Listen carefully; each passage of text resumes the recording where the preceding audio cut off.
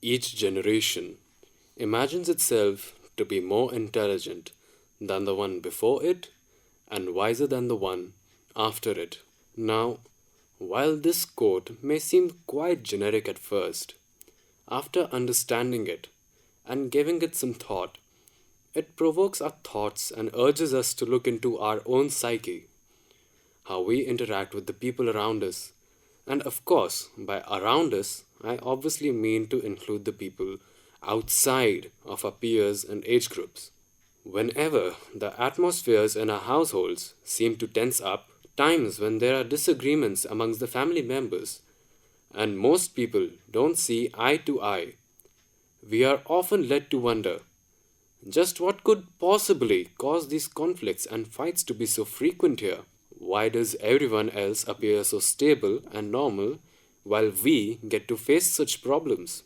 My friends, let me assure you, you are not the only ones. Now, though I may be stating the obvious, but a lot of people need to realize the fact that such issues take place in all households at least once, if not multiple times. And 9 times out of 10, the main cause behind such fights is none other than a generation gap.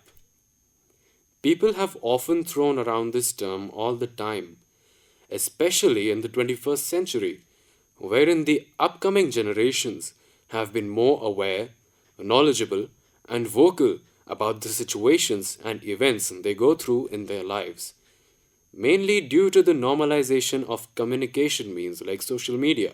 However, a generation gap can be a lot more narrow than how most people make it out to be. It is not always a gap between children and their parents or grandparents, but it can also be between two siblings, relatives, and sometimes even friends and strangers. With experience and as time goes by, we even start to see differences amongst the people's outlooks towards their own and each other's lives, even for age gaps as small as 2 to 3 years.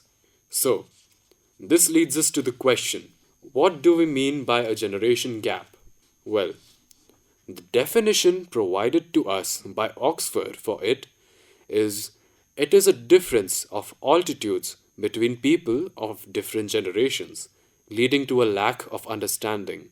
However, while this holds true for nearly all cases, the way I see it is that the so called generation gap is something that has got more to do with what influences a person's upbringing, the environment, the peers, the experiences. This is one of the reasons why, in this large, vast world, everyone has different personalities, limits, and morals, making each and every person more unique than the other. Sometimes you'll see people acting different from their fellow peers of the same age group. This is a very fine and typical example of development of a personality due to different influences and methods of upbringing. It is also the exact same reason why some children seem to mature faster and earlier than others. The difference in our upbringings is usually very definite and clear when you look at the different generations of people that have grown up in the past 100 years. Times have changed drastically since then. Our grandparents were raised in an environment where even getting their hands on a piece of technology like a radio was a very big deal. They have seen countless wars, famines, and drastic socio-political changes and reforms throughout their lives. Our parents, on the other hand, grew up in an age where technology was advancing with each passing day, wherein the world was a lot more modernized and reliant on electricity than ever before. Education started to become a lot more advanced and complex. Populations were exploding. Several new means of communication started coming into the world, and eventually, social media had made its place in the world, making the entire world seem a lot smaller than it is, along with which came the modern generations, today's youth.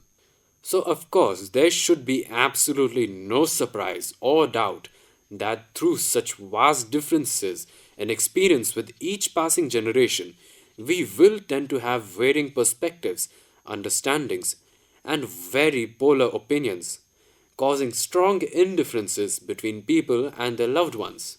Now, that we are on the topic of what influences children during the impressionable years and how that plays a role in developing them into a full grown and complete person, let's discuss how these variations bring about different changes amongst our own families and loved ones. We have often seen plenty of times in our own households that their children and the parents don't see eye to eye on a lot of things. Let it be a matter of lifestyle, for instance. The parents want their children to follow through a particular set of priorities with the help of a thorough and proper routine or schedule.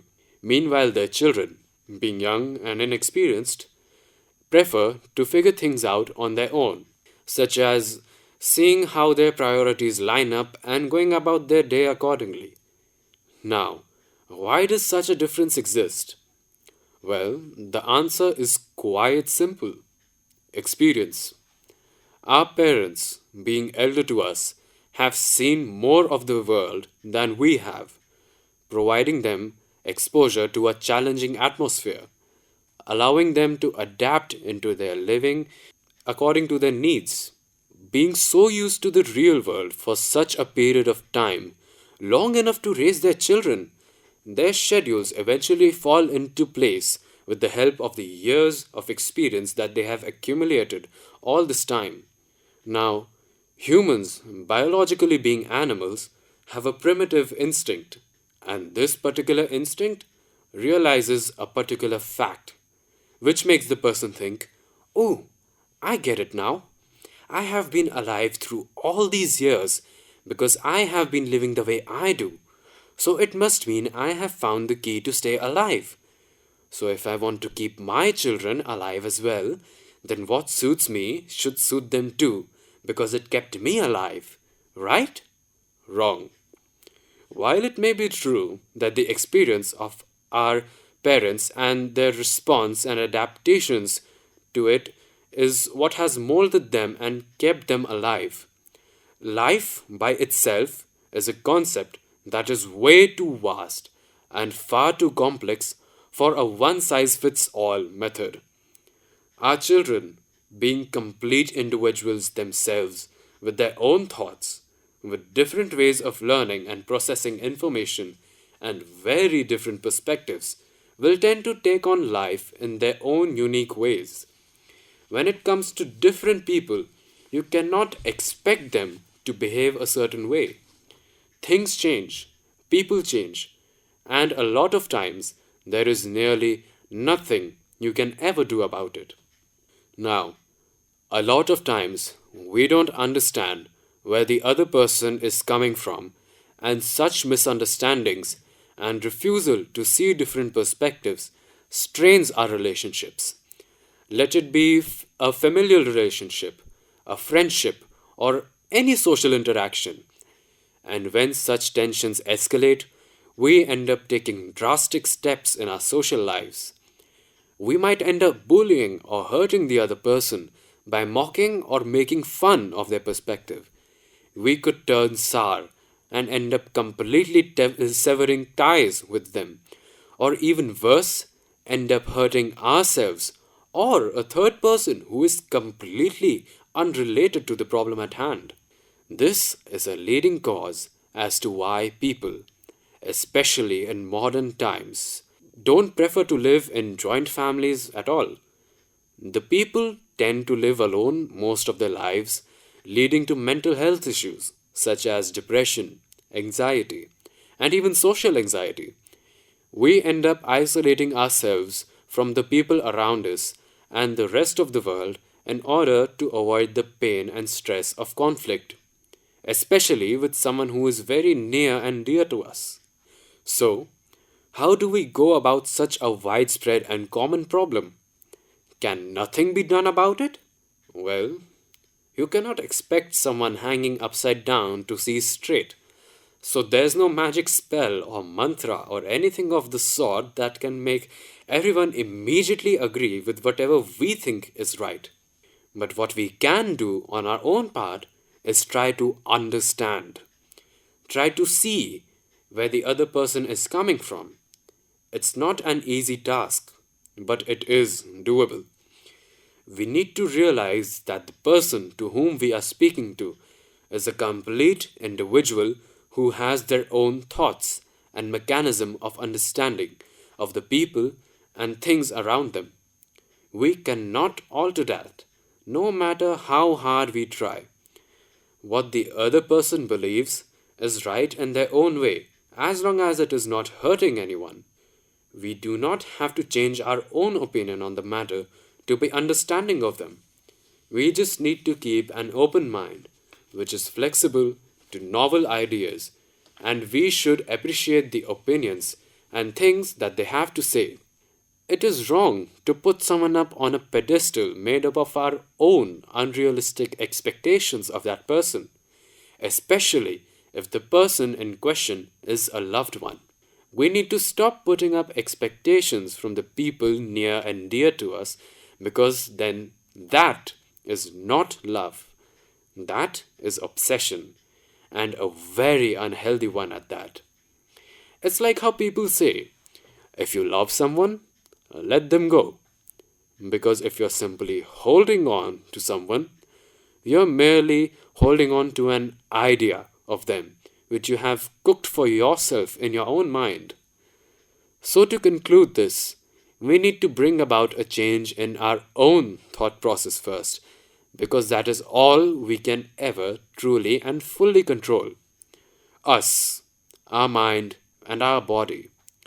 Everything else will play out how it is supposed to. Our role is to simply do it right by us.